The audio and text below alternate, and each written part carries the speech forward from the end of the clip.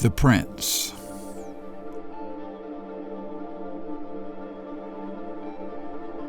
So long ago in the south of France, I'll open up the circumstance and tell you of a traveling prince that happened upon a place by chance. A prison was there and meant to be for hardened criminals held by the sea, shackled in irons under lock and key. The name of the place, Toulon, you see. It was death that stared them square in the face. They knew what had passed, their day of grace. They'd soon be gone without a trace, just a life of shame time would not erase. But a glimmer of hope rode up that day, a prince to whom the commandant would say, "I'll assemble the prisoners for you to survey, to set one free, and that without delay." The prince took his time, going one by one, hearing them carefully as a father to a son. But going down the line, it struck him that none told the real truth about what he had done. "It wasn't me, I'm innocent," they cried.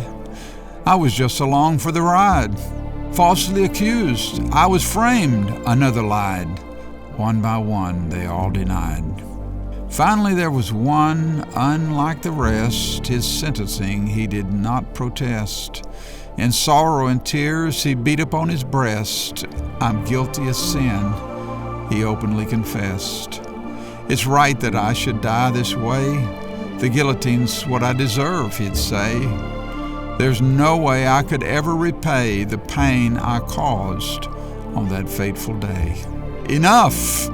The prince stopped him there, as he stood up, rising out of his chair, and fixing his eyes with solemn stare. "You wicked wretch," he said, "it's just not fair. With all these others you cannot compare. You're good for nothing but just to ensnare. All these good men should not have to share the same jail with the likes of you in there." In that moment his freedom was won, even though the absolute truth he did honestly show. The prince then turned to let the commandant know, "This is the one, sir, I wish to see let go." Imagine the remorse the others did feel, who all told of how they got a raw deal, but would be free had they not sought to conceal their guilt like this was just an ordeal. But oh, hear this, every good reader of mine, the purpose of these lines is all divine. This story of the prince in prison is thine, as a caution for you at the end of the line. For have you not heard of that ancient coup, the revolt in the garden? It's all true. Whether or not we're Gentile or Jew, that's the rebellion we're born into. Why do you think we do what we do? This shows us to be a part of that crew, a prison of sin that we can't break through, where the end is death for me and for you. But the prince has come, he's passing your way. His ear is open to what you have to say. Will the truth once again be explained away, or can you this time put it all on display? Liberty is certain and you'll be freed. If your guilt and sins you'll now concede.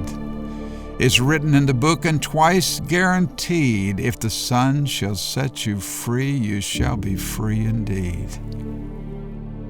I'm living proof that this is all true, for my sins too were hidden from view.